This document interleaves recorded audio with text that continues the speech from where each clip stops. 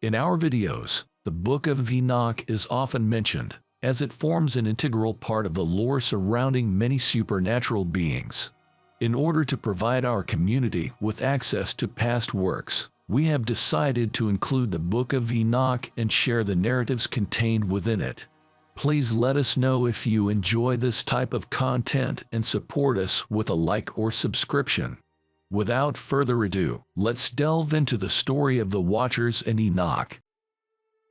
In the early days of mankind, the heavenly Watchers observed the earth from their celestial abode. These divine beings, led by the powerful angel Semjasa, marveled at the beauty of the daughters of men. The ethereal forms of these divine beings shimmered like stars, and their gaze pierced through the veil between the realms, their curiosity piqued by humanity's innocence and purity. As they watched, the bonds of brotherhood among the Watchers grew stronger, and they shared their wonder and fascination with one another. Conversations filled with awe and admiration echoed through their heavenly home as they contemplated the nature of their newfound desire for the daughters of men. Despite knowing that their thoughts strayed into dangerous territory, the allure of the mortal world and its inhabitants continued to captivate them. The Watchers, once devoted guardians of the cosmos, now found their attention drawn away from their divine duties and toward the earth below. Semjasa, the leader of the Watchers, wrestled with his emotions as he considered the implications of his growing fascination with the daughters of men. He knew that descending to earth and mingling with humans was strictly forbidden, yet the longing in his heart only grew stronger. Gathering his closest companions, Semjasa shared his inner turmoil with them. Surprisingly, many of the Watchers expressed the same desires, and they found solace in their shared feelings. As their leader, Semjasa took it upon himself to make a decision that would change the course of history forever. Determined to experience the love and companionship of the daughters of men, Semjasa and his fellow Watchers made a solemn pact. They vowed to descend to earth together, forsaking their divine duties and risking the wrath of the Almighty. By taking this oath, they bound themselves to their decision, knowing that there would be no turning back. With a heavy heart, Semjasa led his brethren from their celestial home down to the earth, where they would pursue their forbidden desires. Upon arriving on earth, the Watchers were struck by the breathtaking beauty of the mortal realm. The lush green landscapes and azure skies filled them with wonder, yet it was the daughters of men that captivated their hearts the most. Under Semjasa's guidance, the Watchers, including Azazel, sought out human wives, despite knowing the divine law they violated. As the Watchers mingled with the daughters of men, they shared their celestial wisdom with their human partners. Azazel, in particular, taught humanity the secrets of metalwork, forging weapons and crafting jewelry. This exchange further blurred the line between the divine and the mortal, defying the boundaries set by the Creator and fueling cycles of violence and desire. The union between the Watchers and the daughters of men led to the birth of a new race, a hybrid of angelic and human lineage. This unholy blending of celestial and earthly beings, with Azazel's influence, marked the beginning of an era of darkness, as the repercussions of the Watchers' transgression would soon become apparent. The offspring of the Watchers and humans were unlike any beings that had ever existed. They were called the Nephilim, a race of giants possessing extraordinary strength and wisdom inherited from their angelic fathers. As the Nephilim grew, they developed an insatiable appetite for power and dominance, seeking to establish their rule over humanity. The Nephilim were revered and feared by the people, who found themselves powerless in the face of these formidable beings. The giants soon began to impose their will upon the world, exploiting their human subjects and using them as pawns in their ceaseless quest for control. As the Nephilim multiplied, the delicate balance of the earth was disrupted. The world's resources dwindled under the strain of their voracious appetites, and the people cried out in despair, longing for relief from the oppression of the giants who walked among them. Little did they know, the seeds of destruction had already been sown. and the consequences of the Watchers' forbidden union were only beginning to unfold.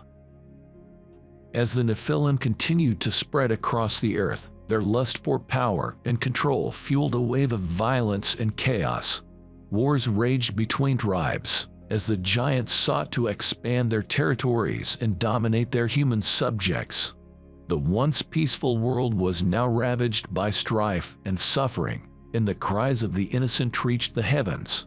The Watchers, who had initially sought only companionship and love among the daughters of men, now found themselves entangled in the catastrophic consequences of their actions.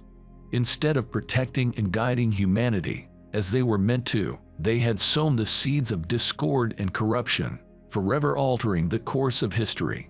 The world, once a haven of harmony and balance, was now a battleground where the blood of humans and giants alike stained the soil. The natural order had been disrupted, and the earth groaned beneath the weight of the Nephilim's tyranny. As the chaos spiraled out of control, it became clear that divine intervention would be needed to restore order and prevent the complete destruction of the world. In the midst of this chaos, there lived a man named Enoch, a righteous and devout servant of the Creator. Enoch was a seeker of truth and wisdom, and his heart ached for the suffering that had befallen the world. He prayed fervently for guidance, asking the Almighty to grant him the knowledge and strength to help heal the broken earth. One night, as Enoch lay in deep contemplation, a vision came to him. In this vision, he found himself standing before the throne of the Almighty, surrounded by the celestial hosts of heaven. It was then that the archangel Uriel appeared before him, chosen by the Creator to be Enoch's guide and teacher.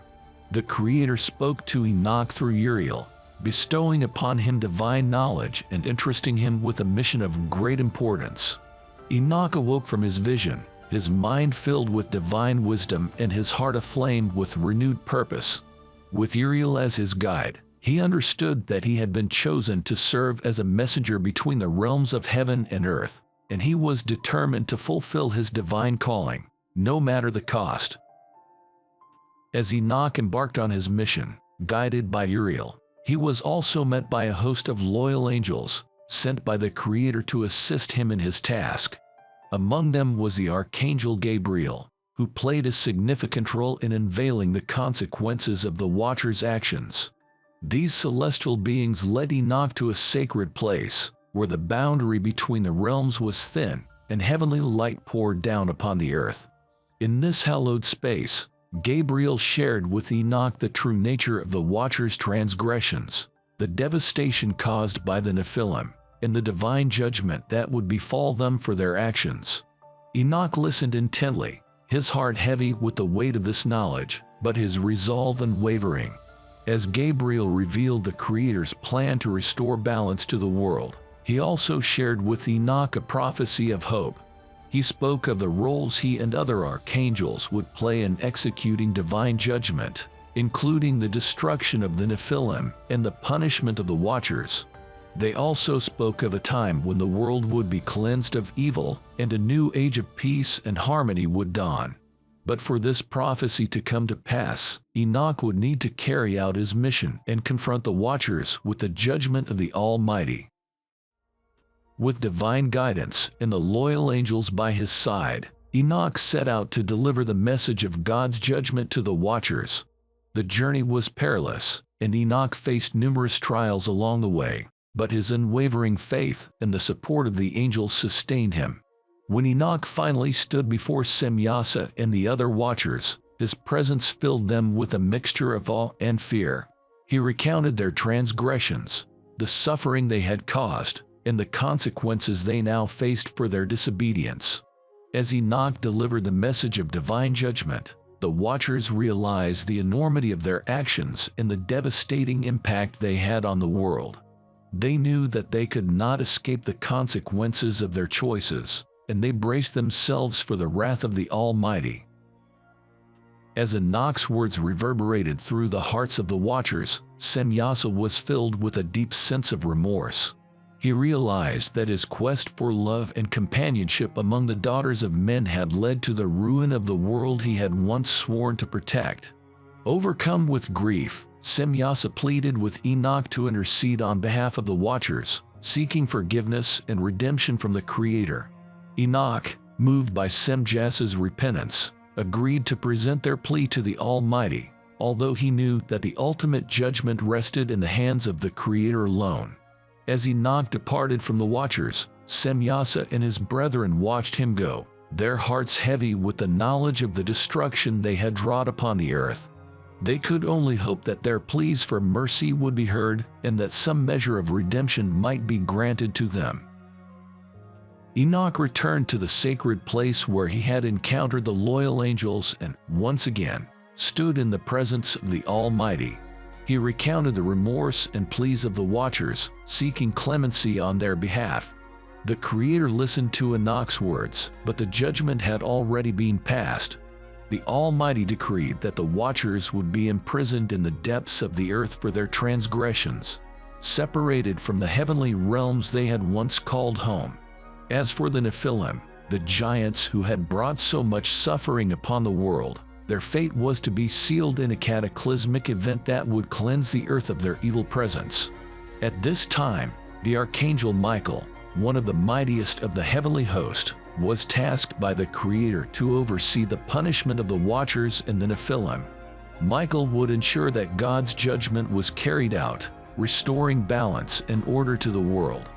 With a heavy heart, Enoch accepted the judgment of the Creator and returned to the Watchers, delivering the news of their impending fate. Though they were filled with despair, they understood that their actions had consequences, and they resigned themselves to their punishment. Guided by Michael's divine authority, the process of enacting divine retribution began. As Enoch conveyed the Creator's judgment to the Watchers, he also shared the prophecy of a coming flood that would purify the world. The deluge would wash away the sins of humanity and the Nephilim, giving the earth a fresh start and an opportunity to restore balance and harmony. The news of the approaching deluge spread throughout the world, and the people were filled with both fear and hope. They mourned the loss of the world they had known, but they also looked forward to the promise of a new beginning, free from the tyranny of the Nephilim and the chaos that had ensued from the Watchers' transgressions.